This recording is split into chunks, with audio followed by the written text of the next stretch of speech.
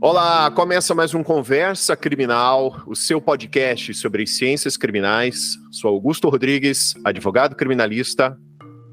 Eu sou Caio Domingues, advogado criminalista e professor do CEI Acadêmico. Eu sou José Flávio Ferrari, professor de Direito de Execução Penal e também advogado criminalista. Eu sou a Mariane Filmari, advogada criminalista e professora de processo penal.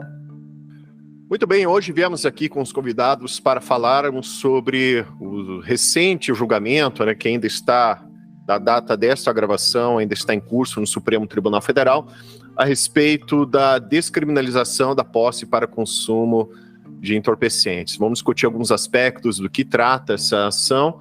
Então confira mais esse episódio do Conversa Criminal Podcast.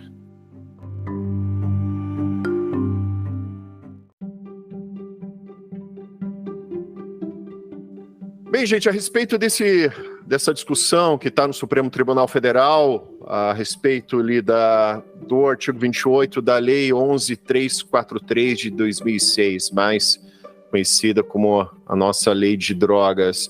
O que vocês poderiam colocar assim como um apanhado geral para o nosso ouvinte ou para quem está nos assistindo aí no curso CEI? Uma introdução aí para o pessoal que nos acompanha. Se me permite fazer um primeiro apanhado geral sobre essa temática, a gente tem que lembrar que antes dessa lei, 11.343 de 2006, vigia a lei 6368 de 76.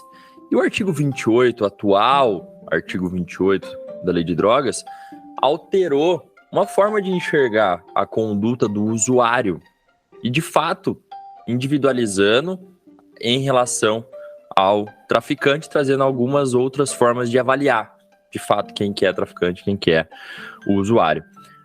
E nós tivemos o que antes era uma pena de até 2 anos, tá? Antes, na lei de 1976, a conduta do usuário era punida com uma pena privativa de liberdade de 2 anos. Na nova lei houve uma despenalização. Então, essa conduta do usuário de drogas, que uma vez é pego fumando um cigarro de maconha, cheirando cocaína ou portando drogas para consumo pessoal, que é esse, o tipo penal, a conduta agora ela é punida com advertência, com frequência em cursos, e aí em caso de reincidência aumenta, inclusive, dá para até dobrar, o tempo de cumprimento dessas prestações.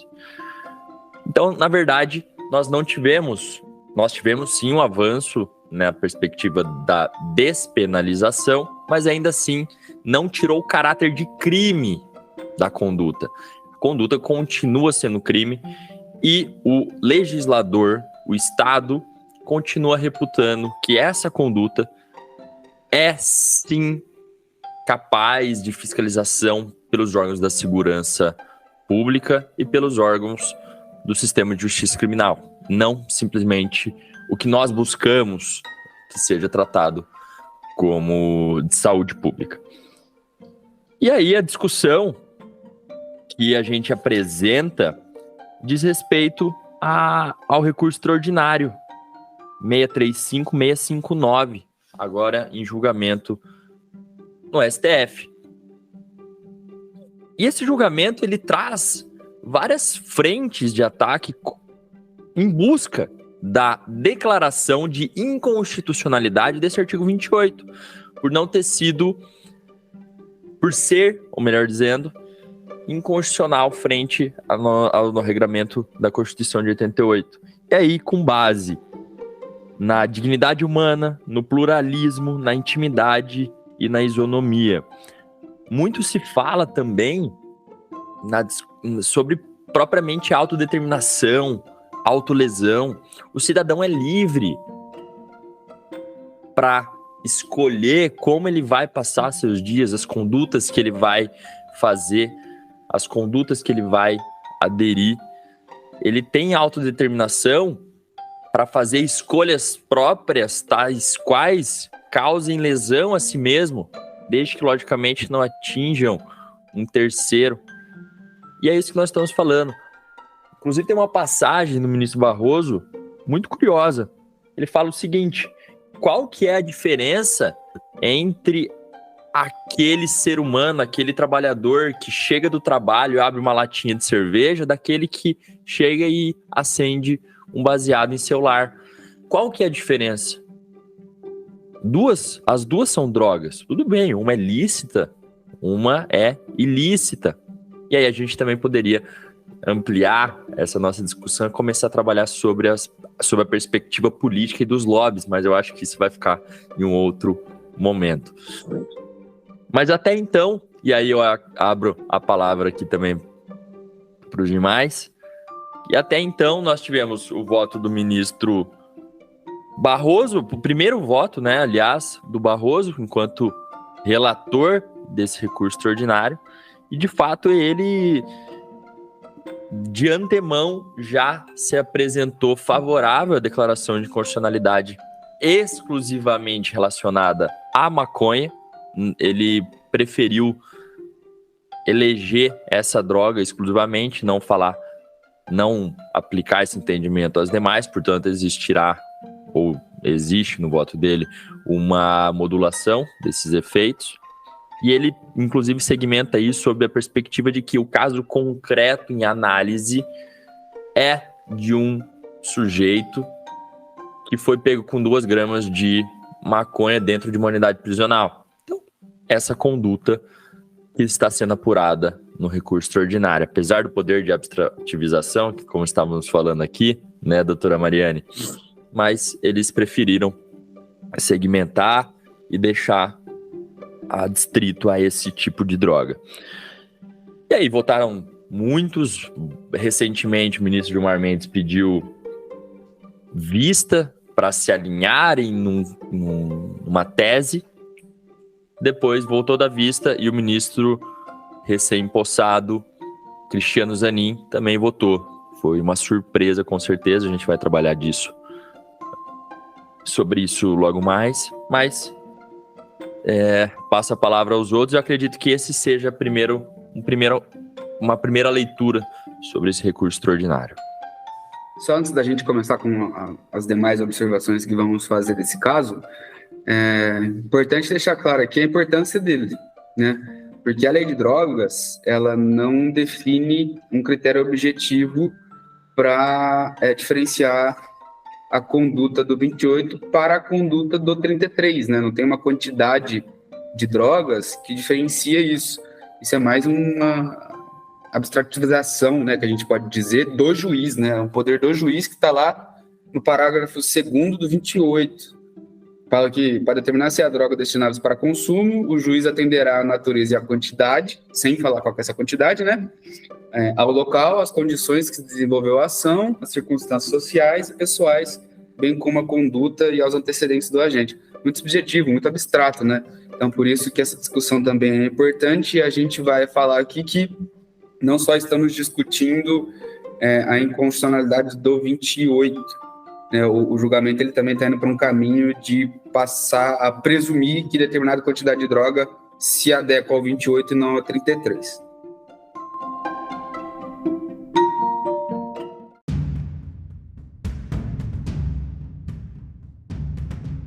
Bem, a respeito do artigo 28, quem se debruça sobre esse tema já levanta algumas discussões, né, considerando alguns princípios aplicados ao nosso sistema penal, como punir a autolesão, né, que para nós criminalistas isso já seria uma aberração jurídica, e também considerar o que dispõe o artigo 1º da Lei de Introdução ao Código Penal e a Lei de Contravenções Penais, que é o decreto número 3914 de 41, que dispõe no artigo 1º que considera-se crime a infração penal,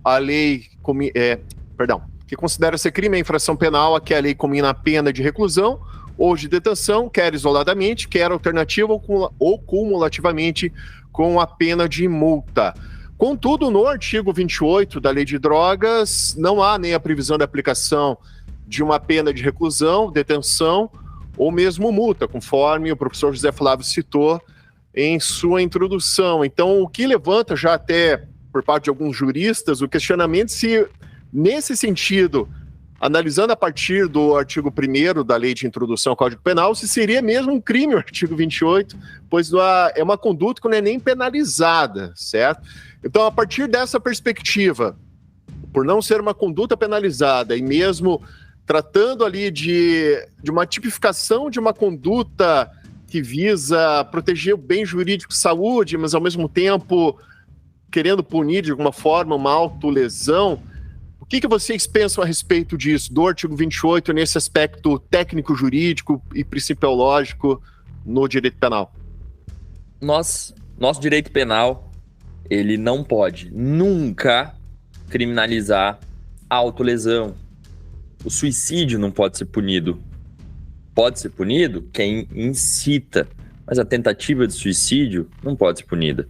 E existem outras tantas temáticas relacionadas a essa matéria que a gente pode trabalhar. A própria autolesão, o autoflagelo, são condutas que não são atingidas pelo direito penal. Exatamente por conta desse viés de autodeterminação.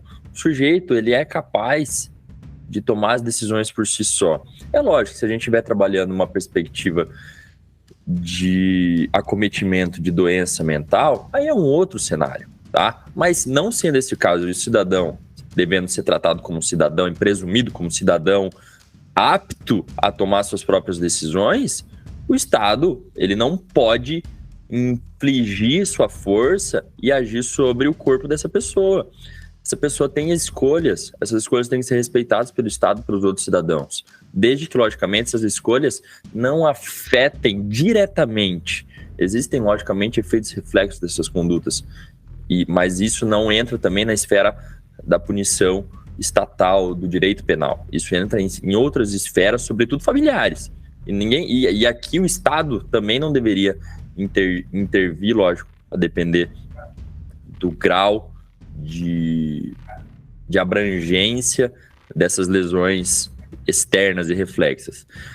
Mas a autodeterminação que nos move, que nos faz tomar decisões, e elas devem ser respeitadas. Nós temos esse direito, enquanto cidadãos, de poder fumar nosso cigarro, e tabaco, maconha, bebida alcoólica, e tomar, ainda que sejam decisões equivocadas, tomá-las.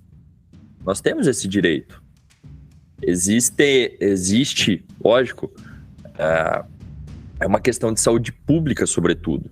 A questão do uso coletivo de drogas, o uso próprio de drogas, de qualquer tipo de droga que seja. E aqui a gente, na verdade, não está falando só sobre a maconha. É que o julgamento em si convergiu para esse único tipo de droga. E aí uma outra coisa me veio à mente também, o haxixe, por exemplo, é um derivado, né? É um subproduto. Será que ele estaria dentro desse julgamento ou não? Porque o composto ativo que vai sair no laudo, tecnicamente, é o mesmo, tá? É o THC.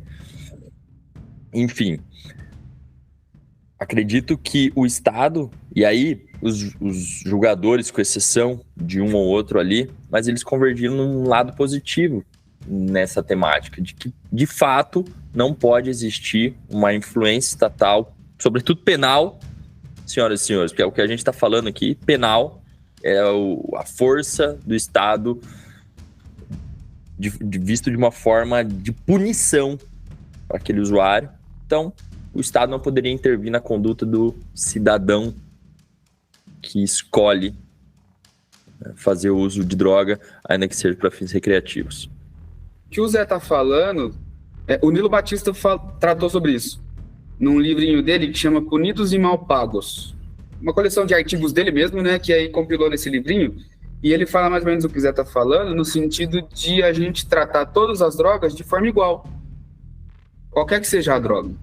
O que o direito penal tem que intervir é em excessos não do consumo dessas drogas, é óbvio, mas a partir do momento em que você para de se autolesar e passa a lesar bem jurídico de terceiros. Ou seja, em outras palavras, você quer beber cerveja, você quer fumar cigarro, você quer fumar maconha, cheirar cocaína? Faça isso. Agora, se você se exceder e lesar um bem jurídico de terceiro, causar um acidente de trânsito, chegar e ter uma briga um caso de violência doméstica, machucar alguma outra pessoa, isso vai ser punido. com crimes específicos, não o consumo da droga em si, entendeu? Eu indico esse livrinho, depois eu vou trazer aqui, mostrar a capa para vocês e o Augusto deixa na descrição. Puxando o gancho do que tanto o José Flávio e o Caio disseram, eu deixo como recomendação aqui sobre essa discussão de constitucionalidade, proteção de bem jurídico, um texto do professor Dimitri Dimoulis. Eu não sei se é exatamente assim que se pronuncia o nome dele, porque ele é grego, mas ele é professor de constitucional, doutor na área constitucional, e o texto dele se chama Problemas de Constitucionalidade da Criminalização do Tráfico de Entorpecentes na Perspectiva da Tutela dos Direitos Fundamentais. Ele vai falar mais especificamente do tráfico, mas ao mesmo tempo ele vai tratar dos bens jurídicos protegidos na criminalização das drogas, tanto do uso, do consumo pessoal, quanto do tráfico de drogas. E ele trata exatamente das questões colocadas pelo José Flávio com relação ao problema de se criminalizar a autolesão por meio da criminalização do uso de drogas. E ele também fala que uma das desculpas, digamos assim, né, entre aspas, utilizadas para a criminalização do uso de drogas é justamente a proteção da saúde pública, também como o José Flávio colocou. E o argumento é no sentido de que a saúde pública é um direito fundamental, né, que precisa ser garantido a todos, que precisa ser promovido, e para a gente garantir a saúde pública, a gente criminaliza aquilo que faz mal à saúde pública. Nesse exemplo da criminalização das drogas, as drogas. Mas a reflexão que ele faz nesse artigo também é muito interessante, no seguinte sentido: desde quando criminalizar a ofensa a algum direito fundamental promove aquele direito fundamental?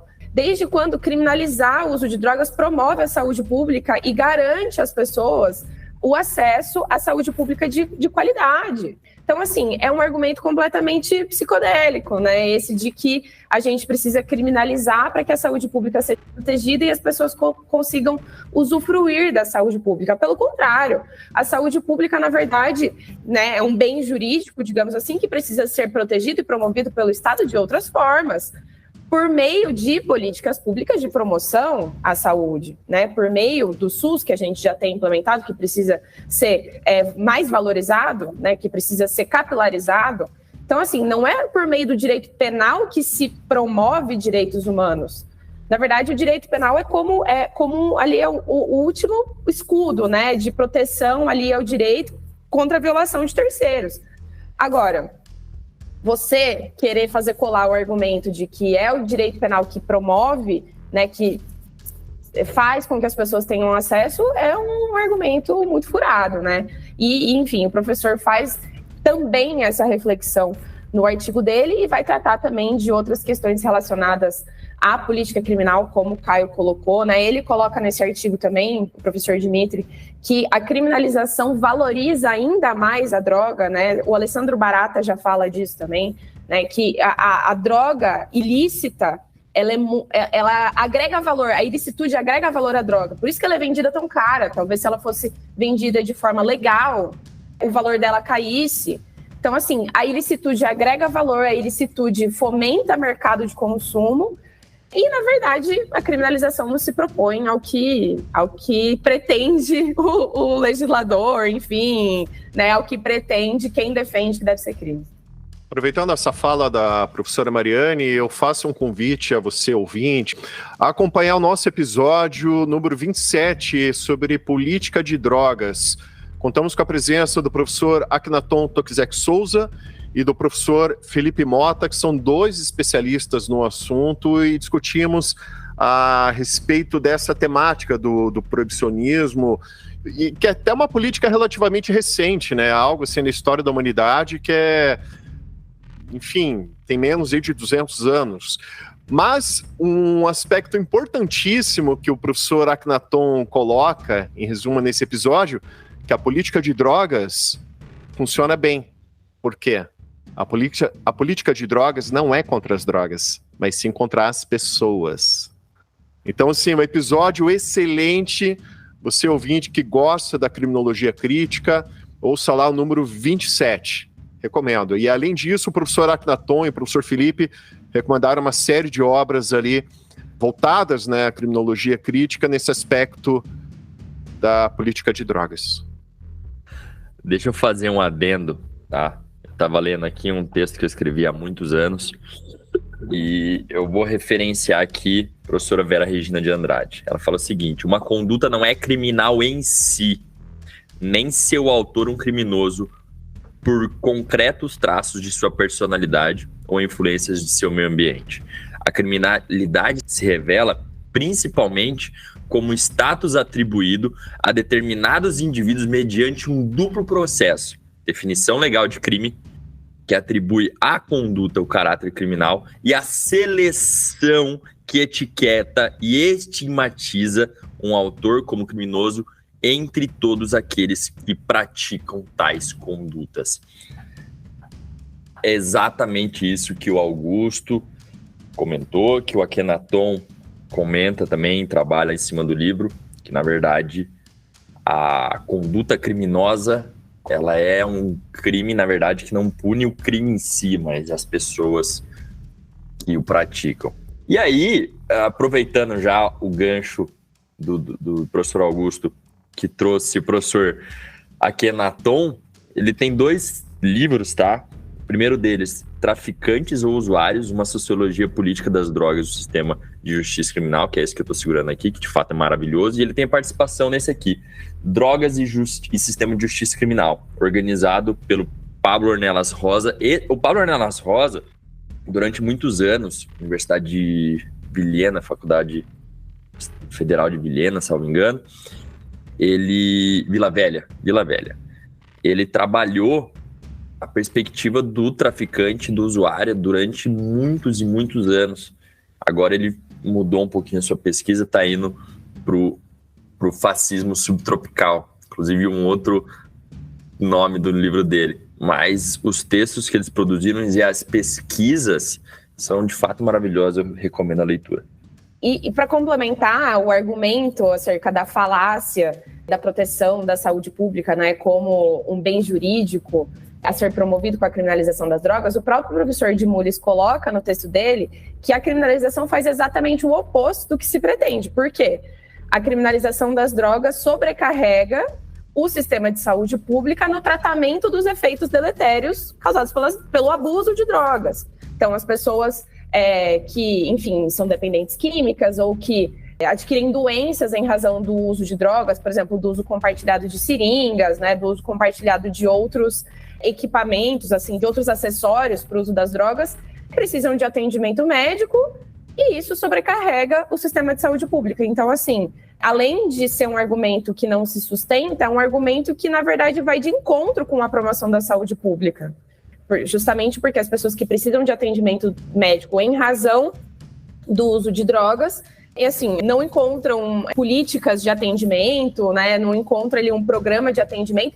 Na verdade, agora a gente tem, em São Paulo, tem uma política forte de atendimento aos dependentes químicos, no Paraná nem tanto, mas é um argumento que, enfim, é contraditório em si, né? Só de forma a complementar. E completando o que o Augusto falou sobre criminologia crítica, que é maravilhoso, eu acho que uma vez que uma pessoa estuda criminologia crítica, ela não consegue mais parar de estudar, porque muita coisa começa a fazer sentido, né? Sobre saúde pública, que eu entendo que é uma falácia esse argumento, né? Usar a saúde pública como justificativo para a lei de drogas. A Mari já falou um pouco sobre isso, sobre o artigo do professor Dimitri de Mullis. E o Orlando Zacconi, ele tem um livro que chama Acionistas do Nada, Quem são os traficantes de droga? Ele era um delegado de Polícia Civil do Rio de Janeiro. E ele é super crítico, gosta de criminologia crítica.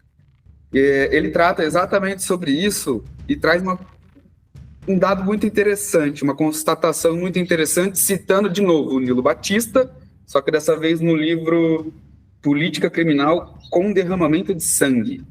E aí ele cita o Nilo, e o Nilo fala exatamente o seguinte sobre esse tema de saúde pública.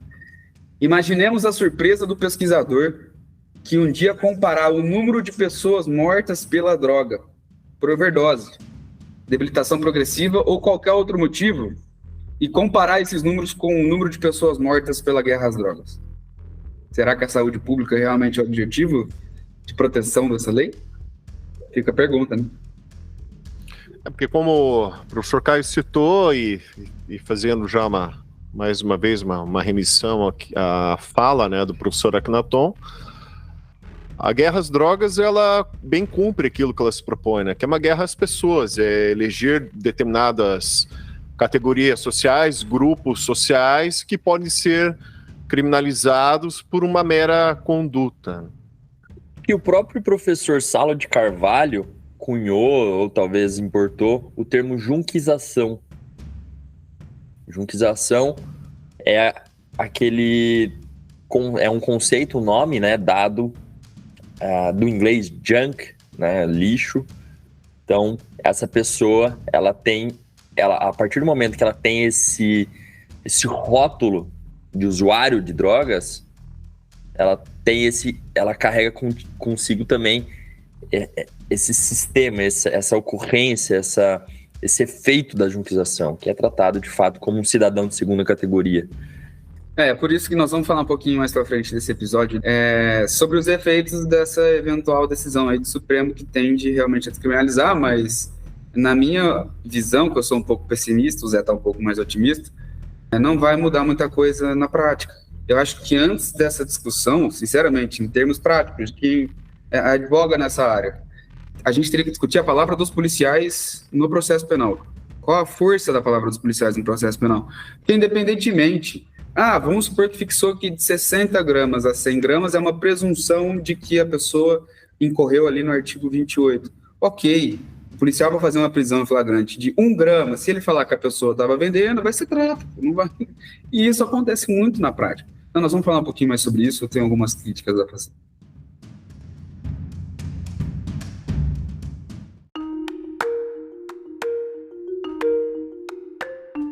Bem, a respeito do artigo 28, né, que trata ali do tipo penal que estamos discutindo agora a respeito da posse para consumo, contudo, no parágrafo 2º, pela minha leitura, acredito que os colegas concordem, ele dá um ensejo ali para uma seletividade penal, pois a gente pode considerar que ele é um tipo penal aberto, né?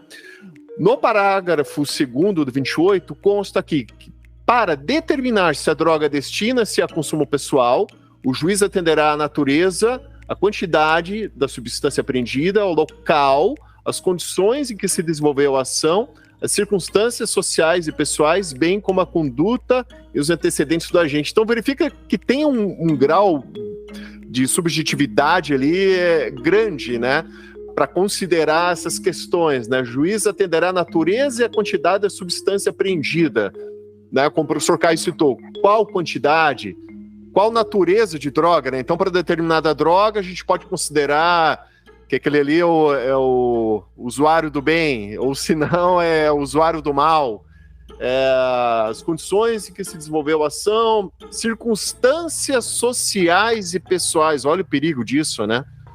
Então, considerando um país como o nosso, a gente que assiste aí os noticiários, a gente sabe que há um recorte de classe a respeito da, vamos chamar assim, da categorização social daquele usuário ou daquela pessoa que é apreendido com entorpecente, né? Se a gente sabe, se é preto, pobre, periférico, é o traficante, é o estigma do bandido, o traficante, aquele grande vilão social.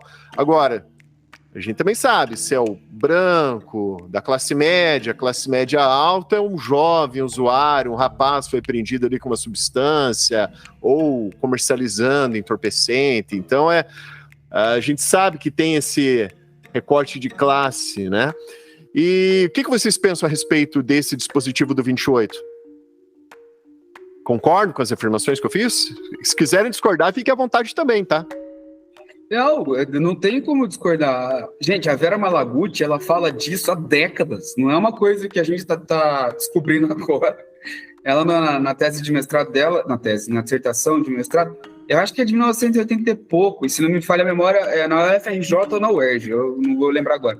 Mas é Drogas e Juventude Pobre, no Rio de Janeiro, né? Ela chega exatamente a essa conclusão, de que para branco de classe média, a solução que o Estado dá é sempre medicinal, né? Porque é sempre para consumo, a pessoa está lá para consumir. E para preto e pobre é sempre uma questão criminal. Por isso que eu digo, de novo, sendo pessimista, que, no meu entender, as conclusões desse julgamento não vão mudar muita coisa. O problema do país ele é social, a política criminal ela é extremamente seletiva, preconceituosa. Então, se a gente não definir outros parâmetros... Por exemplo, o voto do Alexandre de Moraes lá, eu até fiz um post no Instagram e critiquei pra caramba, né? Que ele fala, não, beleza, de X a X a gente estava discutindo aqui antes, a gente não lembrava a quantidade, mas o Alexandre disse que é 25 a 60 gramas de maconha. 25 a 60 gramas de maconha, segundo o Alexandre, presume-se consumo, porte para consumo. Só que aí ele cria uma porrada de exceção, demais, né? Depois do mais é que começa a ferrar tudo. Depende de onde ele está. A pessoa vai comprar onde? Ela vai comprar no lugar onde vende drogas, que geralmente é na periferia. Então, beleza, aí já acabou a presunção de consumo, já virou traficante. Depende, isso aqui eu não entendi. Sinceramente, alguém me ajuda. A forma de acondicionamento, se tiver infrações. Eu até fiz o post um pouco debochando, porque eu falei, porra, a pessoa vai comprar 25 gramas e vai fumar um charuto de maconha? Ele quer que seja um charuto inteiro de 25 gramas. Não vai poder dividir para fumar 1 grama por vez ali. Então, assim, por isso que eu falo que na prática não vai mudar muita coisa. Não vai. Desculpa ser pessimista. É isso. E a questão da quantidade também que a gente sempre levanta, é tão complicado isso. Pois o usuário, muitas vezes, ele não vai comprar baseado por baseado ou pino por pino de cocaína toda vez que ele queira cheirar. Ele vai comprar ali o seu estoque mensal, enfim, por um período, para justamente não ter que ficar se arriscando a todo momento ir para a boca. Então, essa questão da quantidade é muito complicada. Pois o usuário, como eu falei, ele pode comprar uma quantidade por o mês todo, receber o salário dele, enfim, compra quantidade de maconha para o mês todo, quantidade de cocaína para o mês todo, então é bem complicado isso. Eu encontrei um problema técnico, jurídico mesmo, constitucional nesse voto do Alexandre, eu não sei se eu tô louco, eu queria a opinião de vocês, que ele fala que de 25 a 60 gramas presume-se consumo. Para mim já tá errado, que a partir de 61 gramas vira uma presunção de culpa que não existe no ordenamento jurídico. E ele fala, e olha só, ele inverte o ônus, da prova. Que ele fala, se não me falha a memória no voto dele, que na custódia, que se o delegado permitir fazer o flagrante mesmo, ficar preso e ir para custódia, ele fala que a pessoa acusada poderá provar que era para consumo. Olha o problema, eu imagino primeira e segunda instância. Que ele faz. Você não está louco. Não é um delírio da sua cabeça, é isso mesmo.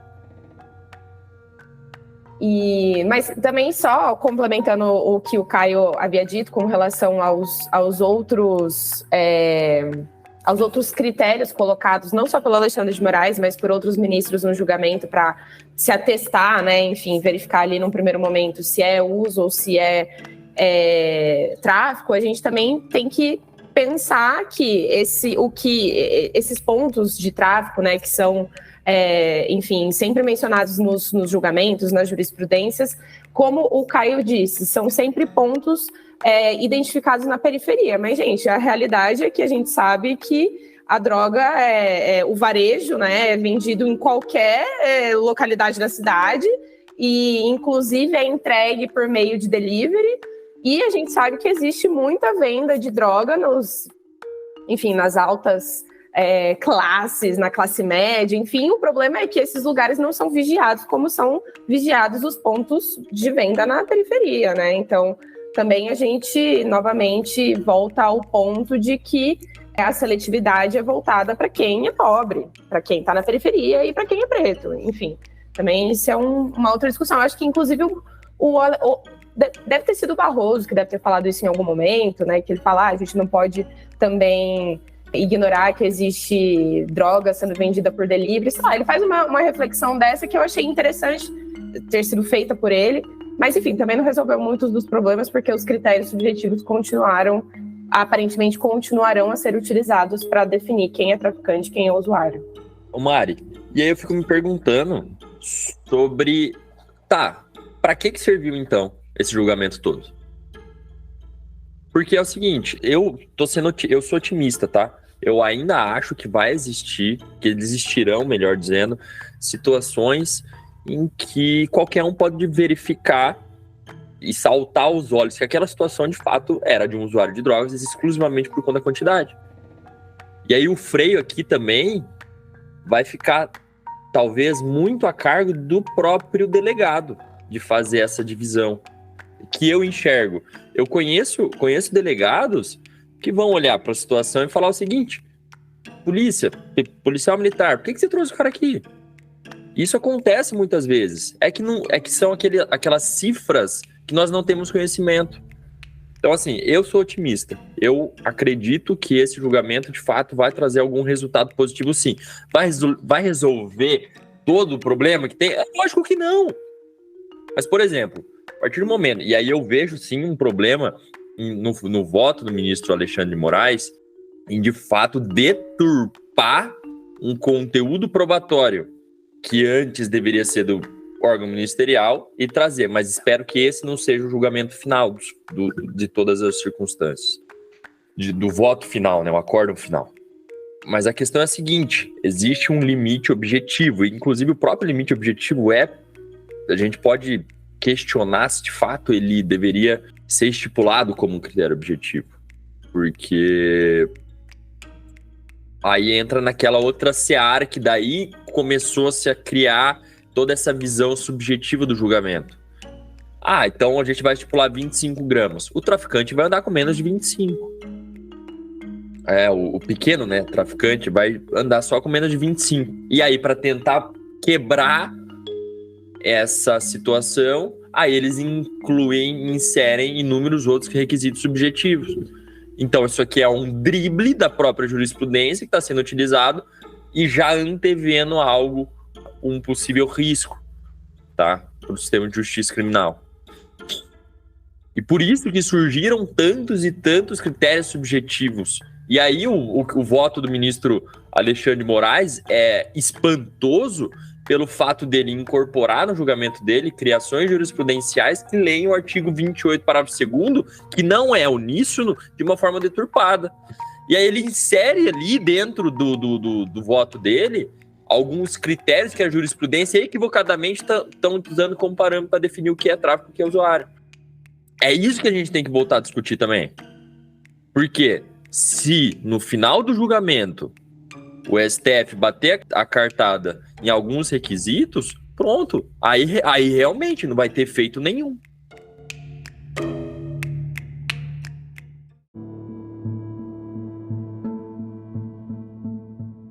Tem uma tendência mais pessimista, assim como o Caio, né? Até inspirado no texto do professor Luiz Carlos Valois, como citei anteriormente nos bastidores aqui desse episódio, que a grande questão é realmente descriminalizar tanto consumo como venda, enfim, regulamentar pelo menos, né? E eu acredito que esse seja o caminho, né? Pelo menos a médio ou longo prazo. Mas, até pensando nessa fala do Zé Flávio, eu penso assim que tem dois aspectos, né? Como o Zé citou, você acaba um pouco assim com essa análise subjetiva, né? Que você gera uma insegurança jurídica enorme e que dá ensejo aí a muitas situações dos usuários serem enquadrados como traficantes. Então, você pelo menos tendo uma baliza ali, você acaba tendo uma segurança jurídica nesse sentido. E o que eu penso também é, pelo menos a gente está dando um passinho a mais em direção à descriminalização da venda, ou uma regulamentação da venda, da compra, do consumo, o que seja. Então, penso assim, nesse aspecto eu sou um pouco otimista. Então, me aproximo um pouquinho do Zé nesse otimismo, no sentido da gente ter uma segurança jurídica e pelo menos a gente, pelo menos um passinho a mais próximo a acabar com essa guerra às drogas, que, como foi citado, é uma guerra às pessoas, que ela gera aí uma mortandade de pessoas, né, o efeito colateral dessa guerra às drogas a gente vê diariamente no noticiário, né, quantas pessoas, crianças, né, que são mortas com base nessa guerra às drogas, de trabalhadores que são mortos, de policiais, né, lembrando que o Brasil tem a polícia que mais mata e mais morre, né, e com base numa guerra às drogas que não tem efeito nenhum, que a gente sabe que é só uma enxuga-gelo. Quem quiser comprar, compra, vai ali na boca, sabe onde tem, ou tem o delivery. Quantas pessoas que eu conheço da classe média que tem seu delivery ali, eu conheço. A gente sabe quantas festas universitárias, né, ao consumo. Então, assim, é uma hipocrisia isso, é uma palhaçada, isso que só serve para matar pobre, trabalhador pobre periférico, Porque a gente sabe que não tem operação policial no bairro da classe média. A gente sabe que não tem bala perdida no bairro da classe média. A polícia não chega lá com o caveirão ali, dando arrastão ali em condomínio da classe média. Isso ocorre só na periferia. E por isso que não há essa comoção social, porque a gente sabe qual é o recorte social de quem morre nessa guerra às drogas. O estado policialesco de vigilância, ele está na periferia e não nos bairros nobres, e não nos bairros centrais, né? E não é direcionado à classe média, à classe alta, mas sim sempre às classes mais baixas. Mas sabe o que eu fiquei pensando, Augusto, enquanto você falava? Que também, né, sou um pouco cética, um pouco pessimista aí no sentido de achar que esse julgamento vai, né, solucionar algum tipo de problema que a gente tem relacionado à criminalização, à guerra às drogas no Brasil. E também eu fiquei pensando no sentido de, será que realmente é um passo em direção à melhoria, à descriminalização das outras drogas? Porque, assim, é essa a chance que a gente tem de aprofundar a discussão da criminalização ou não de drogas.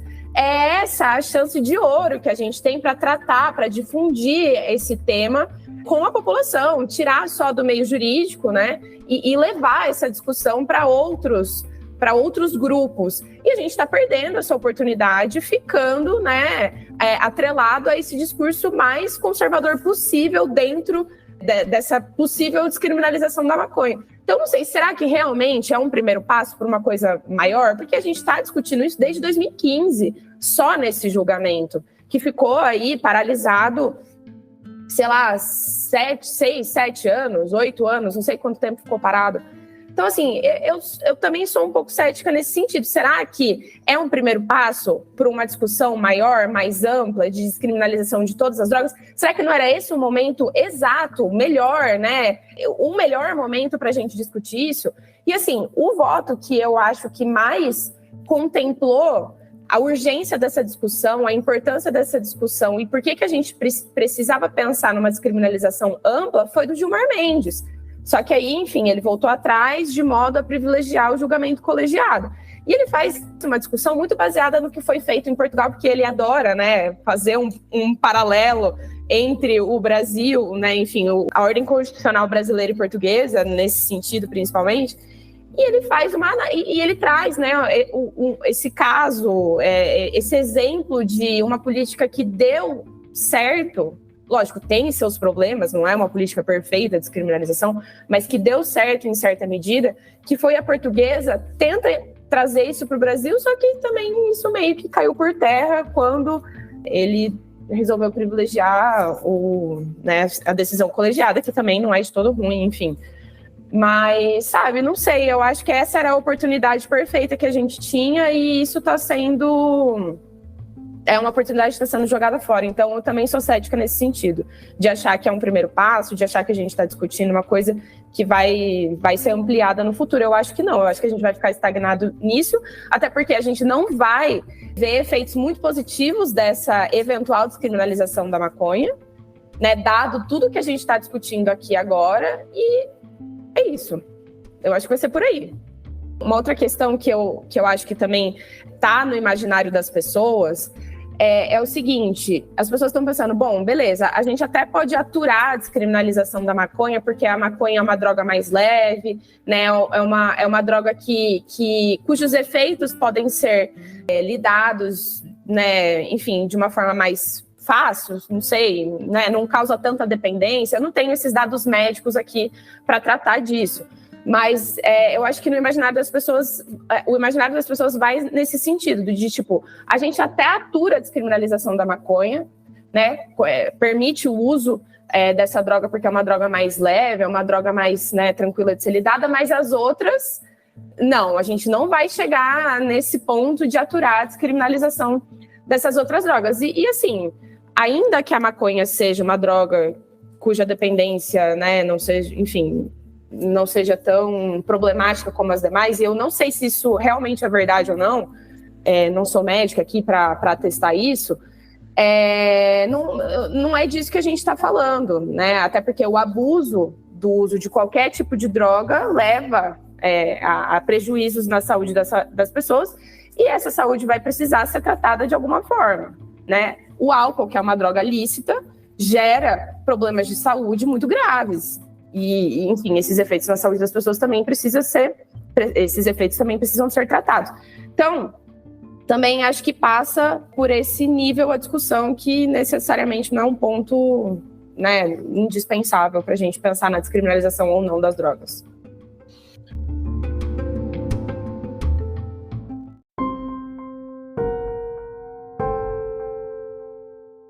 Voltando ao que eu ia citar, né, acho que eu comentei já com vocês, a gente vê que daí esse julgamento do 28 para descriminalizar o consumo só em relação à maconha, foge da discussão técnico-jurídica, né?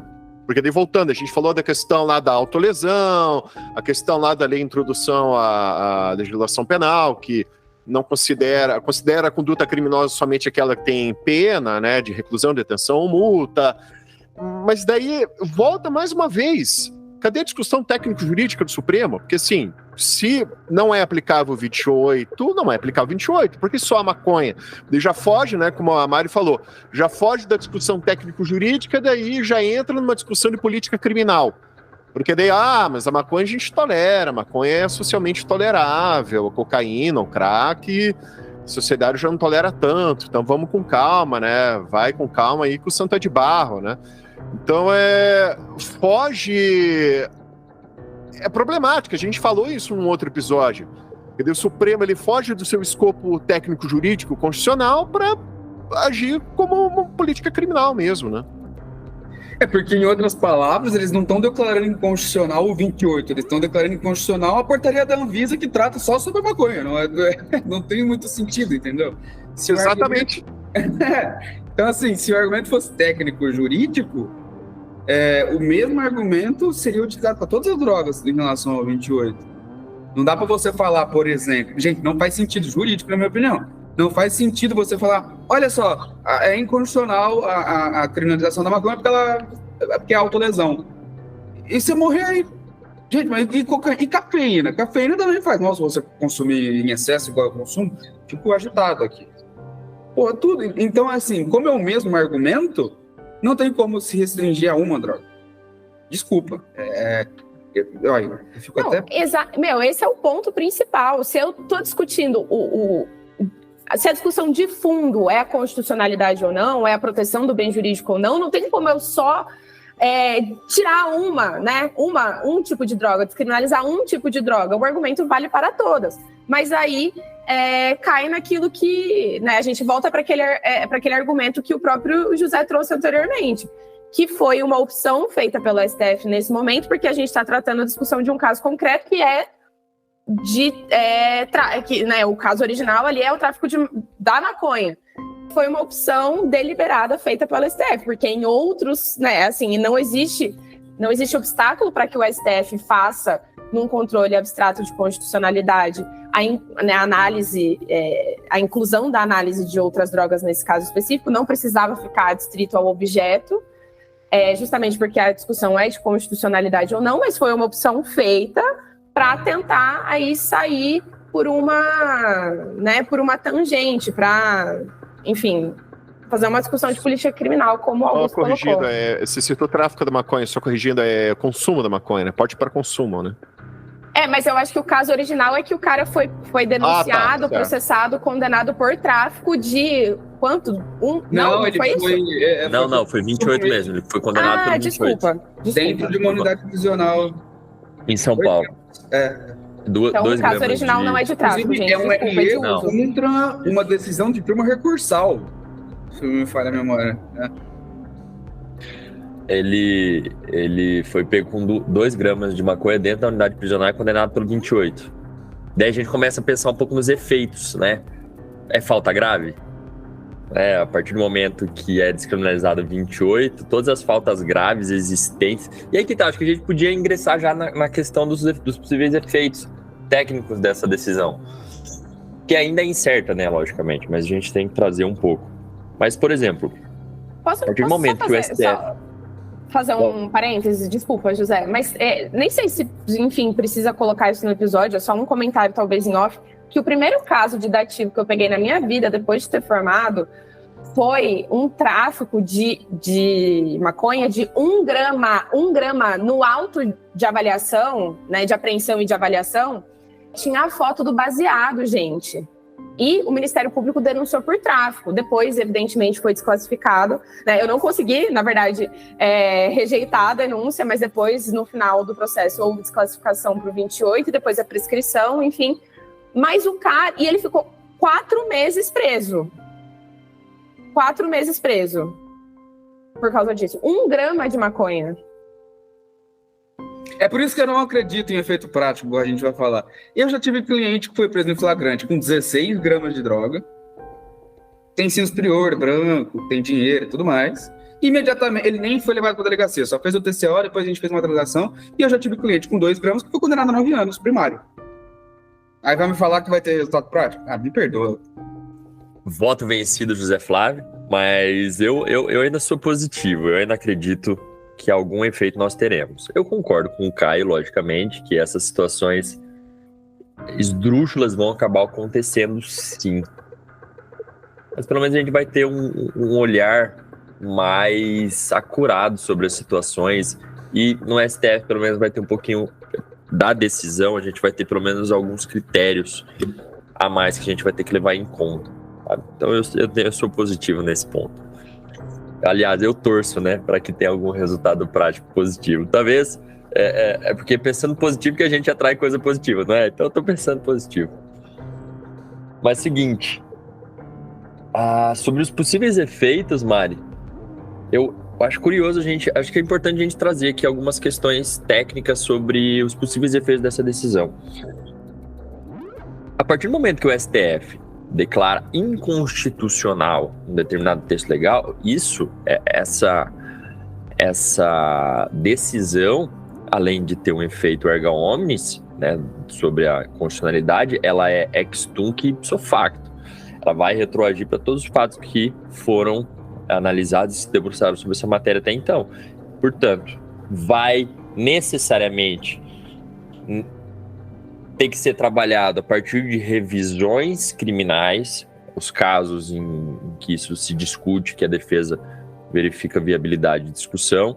Então, a partir do manejo, e aí o Caio está aqui, melhor do que ninguém para falar sobre isso, vai precisar manejar revisões criminais, eventualmente habeas corpus substitutivos de revisões criminais, e na execução penal, que é um tópico que eu já previ há alguns anos, não vai mais existir falta grave por conta do artigo 28, que é a regra, né, quando há apreensão de alguma droga dentro da unidade prisional, eles dificilmente vai para tráfico e classifica como tráfico. Via de regra é o artigo 28. E não vai existir mais falta grave. Então todas essas faltas vão ter que ser igualmente revisitadas e anuladas, porque deixa de ser característico deixa de ser ofensivo a um tipo penal, e aí não é mais o 52 da LEP que vai reger essa falta grave. E se o legislador estadual quiser dispor que a posse de droga é uma falta média ou leve por ser um objeto proibido, tudo bem, mas é falta leve ou média, não grave. Grave somente cabe à legislação federal dispor. Mas, Caio, comenta aí um pouquinho mais sobre as possíveis estratégias em busca, né, da aplicação desse entendimento. Vamos começar a criar um cenário possível aí para os nossos alunos, para os ouvintes, dos parâmetros que vão ter que ser inseridos e trabalhados dentro dessas revisões para buscar a aplicação do entendimento. Primeiro que para processos que começaram depois do julgamento, depois do término do julgamento, tá? Eu acho que, na hipótese que eu estou pegando aqui, assim, processos que vão começar depois desse julgamento. Na minha opinião, se, por exemplo, fixar o parâmetro aí até 100 gramas, todas as vezes em que a denúncia vier pelo 33 ao invés de pelo 28, enfim, a gente vai ter que pegar bastante, nos casos práticos, a palavra dos policiais no processo penal. A palavra dos policiais vai ser o determinante para fazer com que o seu cliente, ao invés de ser denunciado pelo 33, não aconteça nada com ele, porque vai declarar inconstitucional a maconha aí, né? Deveria ser de todas as drogas. E aí, sobre isso, eu indico que vocês façam uma leitura, porque isso ajuda muito a traçar estratégias de como a gente vai poder atuar a partir de agora. E esse tema específico, Palavra dos Policiais do Processo Penal, que é o voto do Ribeiro Dantas, no agravo em recurso especial, 1.936.393 do Rio de Janeiro. Aqui o Ribeiro Dantas ele traz o problema dos casos de tráfico de drogas, né, da lei de drogas, que 99,99% das vezes a condenação é baseada na palavra dos policiais. Ou seja, se os policiais falam que você estava com 1 grama de droga, mas que você estava vendendo, acabou, você é condenado. E ele fala que não pode ser assim. Inclusive, essa é uma crítica que ele faz, e o Schietti faz muitas vezes também, sobre o problema das investigações no Brasil, que são pobres. É só a polícia, acabou. Não tem testemunho, não tem câmera, não tem nada. Só a palavra do policial.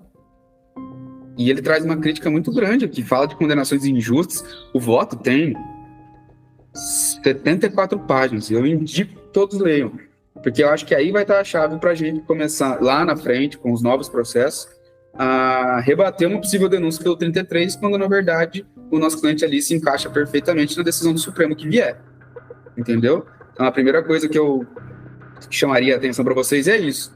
Agora, pegando casos em que já transitaram em julgado, vamos supor que veio uma condenação pelo 33 aí, só que se adequa ao que vier decidir o Supremo, eu, na verdade, acho que não é nem revisão criminal, é HC mesmo, HC é o substitutivo de revisão, porque as provas já estão todas lá, os critérios já vão estar definidos pelo Supremo, preencher os critérios, HC, se não conhecer a revisão, concede a ordem de ofício, e beleza, entendeu?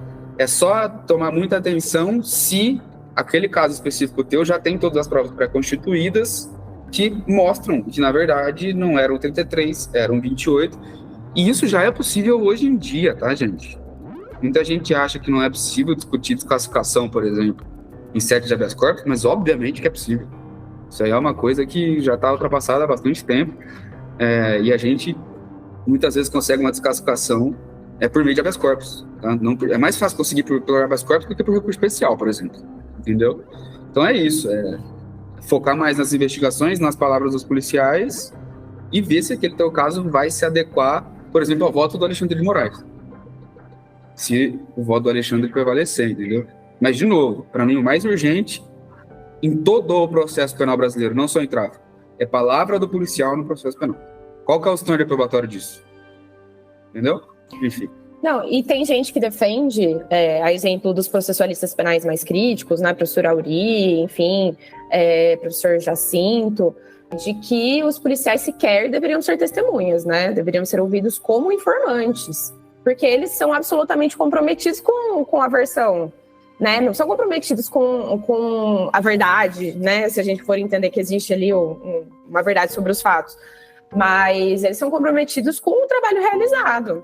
Então, existe inclusive essa crítica que né, é difícil de ser defendida aí nos tribunais, mas com a qual eu concordo, na verdade.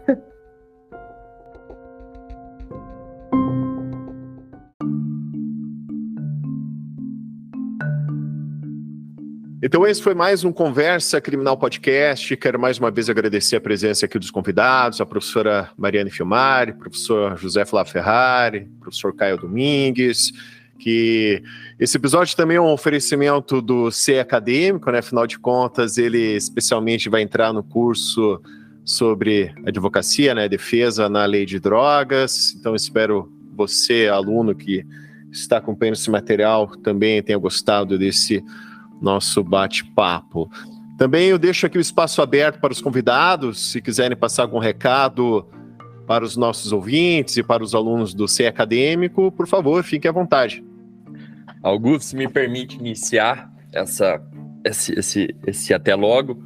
Antes de mais nada, meu muito obrigado pelo convite, fico extremamente honrado em poder participar aqui de mais um episódio. Aqui eu sempre saio daqui um pouquinho mais ciente da minha ignorância, que conversar com pessoas tão grandes como é você, o Caio e a Mari, eu sempre vejo que eu preciso estudar um pouquinho mais para, de fato, conseguir dialogar com vocês. E eu saio daqui também um pouco mais crítico toda vez que a gente vem conversar, mas vamos lá. Antes de mais nada, eu queria indicar o nosso curso, em que somos professores, eu, a Mari e o Caio, que é o Fórmula da Defesa na Lei de Drogas. Em breve lançaremos a nossa segunda turma. E assim, é um curso de fato completo que vai te preparar desde a investigação até a execução penal. É algo que não existe no Brasil, é algo completamente diferente. Bom, eu vou indicar necessariamente alguns livros, tem alguns outros, lógico, que eu preciso trazer, mas o Caio já vai fazer essa vez, tá? Mas antes de mais nada, Luiz Carlos Valois, O Direito Penal da Guerra às Drogas, esse aqui, sem nenhuma dúvida, é um livro extremamente robusto, que trabalha a guerra às drogas de uma maneira brilhante.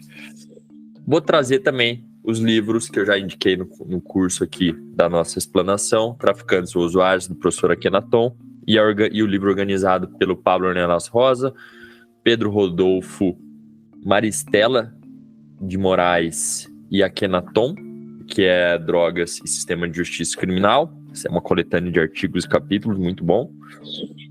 E também vou indicar, sobre a perspectiva da execução penal, um texto que eu escrevi com o professor Rafael Júnior Soares, Efeitos da Descriminalização do Uso de Drogas na Disciplina Penitenciária e Execução Penal. Ele foi publicado na RT, edição volume 1024. Esse aqui foi meu TCC, que logicamente eu trabalhei ele um pouquinho melhor para publicar na RT, e tá lá no meu academia.edu, quem quiser também. Gente, meu muito obrigado. Passo a palavra aos demais.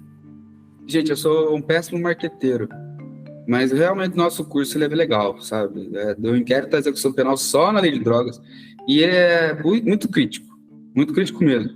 A gente tem aula de insignificância em delitos de drogas, tem aula de inconstitucionalidade do 28, óbvio, né?